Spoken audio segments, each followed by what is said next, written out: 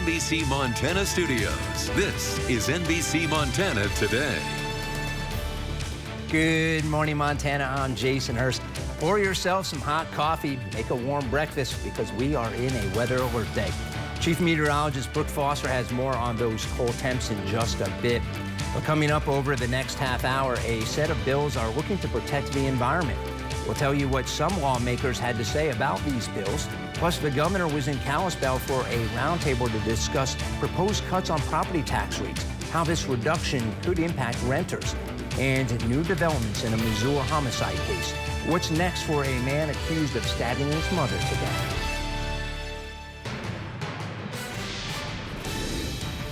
Well, the time is at 6:31, and we are starting out with another weather alert day due to some brutal cold temperatures. We've dropped to 12 below in Missoula. We're at 8 below in Kalispell. Southwest Montana, though, 19 degrees below zero in Bozeman. That southwest wind at 7 makes it feel like it's 36 degrees below zero. Speaking of wind, not a big surprise. We got some pretty strong winds through the Livingston Big Timber area. So mile marker 331 to 338. Both east and westbound lanes are closed. So you got a detour through Livingston. So a little minor travel delay for you this morning. Once we get into midday, still expecting some breezy conditions. Southwest Montana, Madison River Valley could see winds gusting up to around 40 miles per hour, with Livingston continuing to see 60-mile-per-hour gusts. Good news is temperature is going to break out of the cold. We're going to be in the 20s as we head into the afternoon. We're tracking 30s for the weekend. Wednesday, lawmakers focused on the environment. Critical 4 votes at stake in the state legislature. NBC Montana's Josh Margolis reports from the Capitol. When the Montana Supreme Court sided with youth plaintiffs in the Held versus Montana case, judges ruled greenhouse gas emissions must be considered when energy projects are going through the permitting process. Democrats hailed the ruling, while Republicans argued the court sided with environmental activists, and they're now on a mission to fundamentally change Montana's Environmental Policy Act. This isn't about climate. This is about control.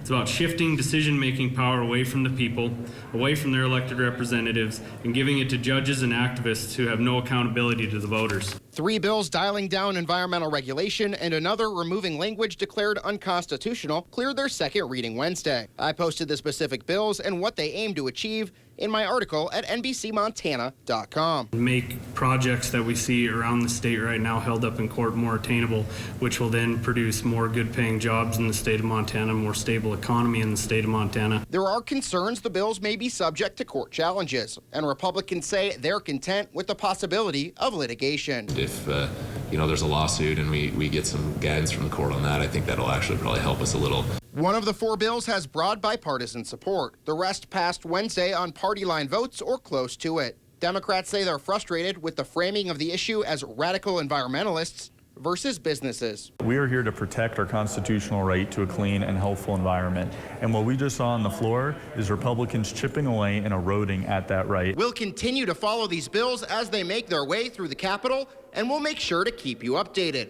Reporting in Helena, Josh Margolis, NBC Montana.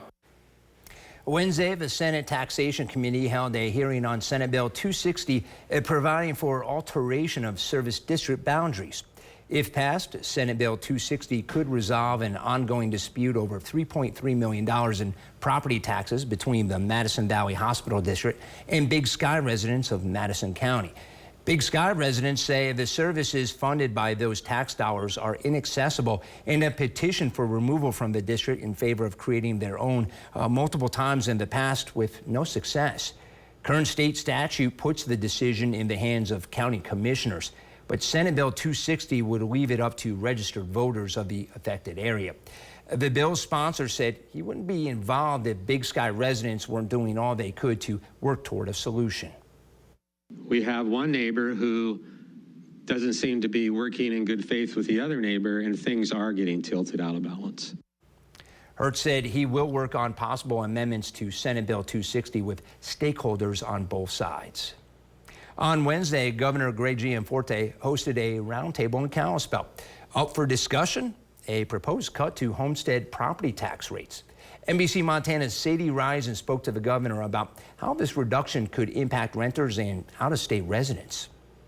Governor Gianforte gathered local leaders and community members in Kalispell this morning to explain the benefits of his proposed homestead property tax reduction. The governor says the proposal will support both homeowners and renters across Montana. Homestead rate reduction would benefit homeowners, small businesses, and it would apply to landlords that rent on a long-term basis. The proposed tax cut would reduce property taxes by 15% for homeowners and 18% for small businesses. If property taxes remain high, those costs have to be passed on to renters because they have to make ends meet just like everybody else does.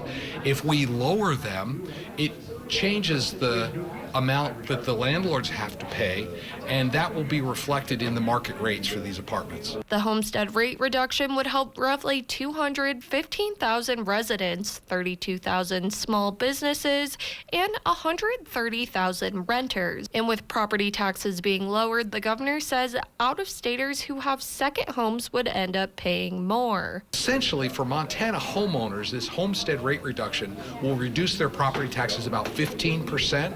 It'll reduce small businesses' property taxes by about 18%, and it's out-of-staters with second homes that would pay that amount. The governor is pushing to pass property tax relief during the current legislative session. I mentioned in my State of the State, I needed the bill by February 15th. We might have a little bit of leeway, but I need it in February, so I would just ask legislators to act quickly. To learn more about the homestead rate cut, head to our homepage at NBCMontana.com. Reporting in Kalispell, Sadie Risen, NBC Montana. The newly created Department of Government Efficiency made its presence known early in the Trump administration, flexing authority with some actions now challenged in court. NBC Montana spoke to a Montanan impacted by one of DOGE's main focuses early on at the U.S. Agency for International Development. Former USAID contractor Annie Lynn has been part of the president's malaria initiative for 6 years. The initiative's work includes spraying homes with insecticides, providing bed nets, malaria medications, and tests. Lynn's work took her to places like Burundi and Sierra Leone. Now, Lynn tells NBC Montana that she was laid off in January. She's far from the only USAID employee impacted. Billionaire Elon Musk expressed his intention to dismantle the agency earlier this month. He's gone as far as to call it a criminal organization to his more than 217 million followers on X, which he owns. Lynn's view of the agency is entirely different. She describes her coworkers as the best people she has come across. Despite the U.S. State Department claiming waivers for some foreign and restrictions, Lynn says the malaria initiative's work remains stalled. Lynn adds efforts to improve the agency are welcome. However, dismantling it isn't the solution. For what? How many lives are going to be lost? For what? So that Elon Musk can flex, so that he can, go on a tirade against an agency that has been the face of America for so many countries. And the full story is available on our homepage, NBCMontana.com. And we now visit with Chief Meteorologist Brooke Foster, who is standing by. Brooke, I've mentioned before, but when it is really hot, you're advised to drink water. But today, are you advising people, to have a thermos handy, hot coffee, hot chocolate? Because it seems like it's really cold out there. You need a way to stay warm. Right, definitely a way to stay warm. I think a cup of coffee is a good way to do so because, it definitely keeps your fingers warm. But let's talk about those kiddos and sending them out the door to the bus stop this morning. You may want to hold them inside until you see the bus coming down the road because we are below zero. Live look outside right now, Kalispell and Missoula. You can see a little low deck of stratus clouds hanging over the Flathead Valley this morning on our Sportsman Ski House weather camera. Temperatures for you below zero, 5 below this morning. We hit 20 by the afternoon. Similar forecast for Missoula, 26 in that 3 o'clock hour. Increasing cloud cover today. Our next weather maker tomorrow. Details in 10 minutes.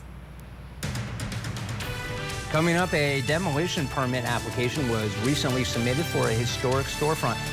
What some in Livingston have concerns. Now, we have some high school hoops to show you as well. A showdown between Dillon and Frenchtown. Our sports team has those highlights. But first, here's a live look from our Hellgate Plumbing weather camera above TV Mountain at Snow Bowl.